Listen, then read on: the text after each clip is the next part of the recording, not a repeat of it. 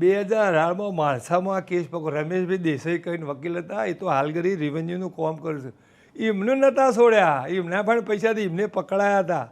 2000 એક વખત રૂપાણી સાહેબ બોલ્યા હતા કે રેવન્યુમાં બહુ કરપ્શન છે.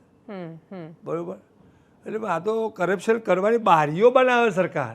એટલે કે પ્રક્રિયાને એટલી બધી જટિલ બનાવી દો કે માણસ કંટાળીને એવું કહેશે કે ભાઈ લે 2000 રૂપિયા પણ કામ પતાવો, બે હાથ જોડીને. મેં કીધું કે નાનો ખેડૂતો 2000 લોન ભરીને પછી ફેર કરીને ટાઈમ ના લાગે, બધા પૈસા ના બધાથી આગા પાછા કરે, એટલે કે લોન 2000 પાર આવો 5000 લઈને મરાવ કરતો તો એ થાય છે. એટલે વાસ્તવમાં કાયદામાં બધી છટકબારીઓ તો શું, પણ તમે કાગળ મૂકો, એ કાગળમાં પેટા કલમ નળ છે. આ રીતે કે કોઈ પણ જમીન હોય ગુજરાતની એને કરવા મૂકો, વાતો બધી કરે કે ઓનલાઈન થાય ઝડપી થયું.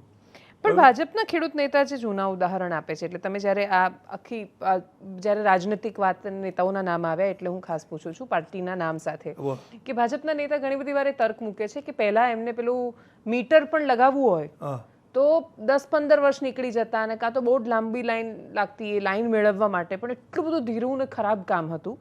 તો તમે તો બંને સરકાર જોઈ, ગુજરાતમાં પણ જોઈ, અમે તો ગુજરાતમાં જન્મ્યા અને સમજણા થયા ત્યારથી ભાજપની સરકાર જોઈ છે. અને એટલે શું સરખામણી એ કામ સારું નથી થયું?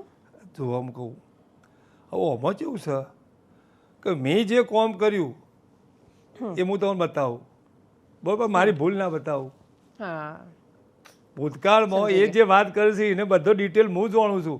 આ ગુજરાતમાં 19/3/1987 દિવસે આંદોલન થયું હતું, તારીખ સુધી કહું. કિસાન સંઘ અમરજીની સરકાર હતી, ચૌધરીની સરકાર, બરોબર, એનો હું સાક્ષી છું. એમાં મેં દંડા ખાધેલા છે. એમાં એક જ પ્રશ્ન હતો, ગુજરાત રાજ્યમાં ખેડૂતોનો મીટર હટાવો. જે મીટરવાળી વીજળી હતી ને થોડી મોંઘી પડતી કે હોર્સ પાવર કહો. આ જે સત્તામાં બેઠેલા છે એ રાય ખેડૂતના સમર્થનમાં હતા, કલાડા હટાવી દેવો જો ના ચાલે, બરોબર છે.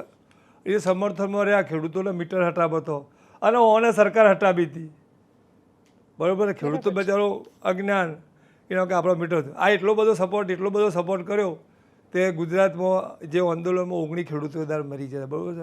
એટલે પછી તો ખેડૂતો કે હે આપણે તો મથા લીલાવાળા આવી ગયા, પણ પેલા હતા એ અત્યારે તો ગરી પડ્યા છે. હાલમાં તો એવી પહોંચી નથી.